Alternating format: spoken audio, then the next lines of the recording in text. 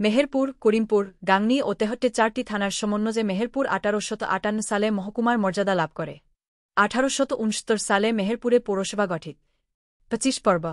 এ মহকুমার প্রশাসনিক বৈশিষ্ট্য সম্পর্কে দীনেন্দ্র কুমার রায়ের 1869 থেকে 1943 সালের মধ্যে স্মৃতিচারণায় যান।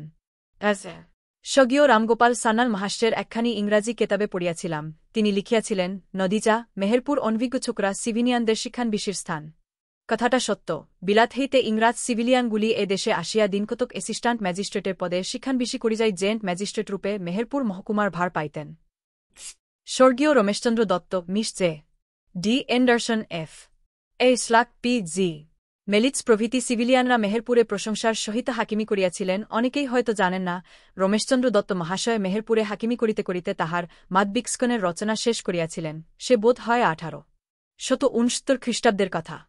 মেহেরপুরে কৃতিত্বের সঙ্গে প্রশাসনিক দায়িত্ব আর যারা পালন করেছেন তাদের মধ্যে স্যার অ্যান্টনি ম্যাকডোনাল্ড, পরবর্তীকালে বাংলার লেফটেন্যান্ট গভর্নর, এইচ.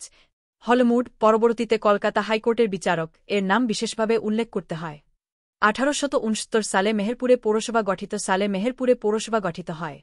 1892 সালে চুয়াডাঙ্গা মেহেরপুর মহকুমার সঙ্গে যুক্ত হয় এবং 1897 সালে পুনরায় পৃথক হয়।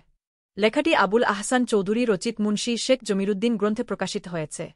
আবুল আহসান চৌধুরী জন্ম 13 জানুয়ারি 53 হলেন একজন বাংলাদেশী শিক্ষাবিদ, লেখক, গবেষক ও লোকসাহিত্য বিশারদ। তার লেখার বিষয়বস্তু লোকসাহিত্য, 19 শতকের কবিসাহিত্যিক, আধুনিক সাহিত্য এবং ইতিহাস। লালন, কানাল হরিনাথ, মীর মুশাররফ হোসেন ও রবীন্দ্রনাথ ঠাকুরকে নিয়ে তিনি বিশদ গবেষণা করেছেন। গবেষণায় অবদানের জন্য তিনি 2010 সালে বাংলা একাডেমি পুরস্কার লাভ করেন। আবুল আহসান চৌধুরী 13 জানুয়ারি 53 তৎকালীন পূর্ব পাকিস্তানের বর্তমান বাংলাদেশ কুষ্টিয়া জেলার মজমপুরে জন্মগ্রহণ করেন। গ্রন্থনা: অধ্যক্ষ মহসিন আলী আঙ্গুর, সম্পাদক ও প্রকাশক মুজিবনগর খবর .com, মেহেরপুর।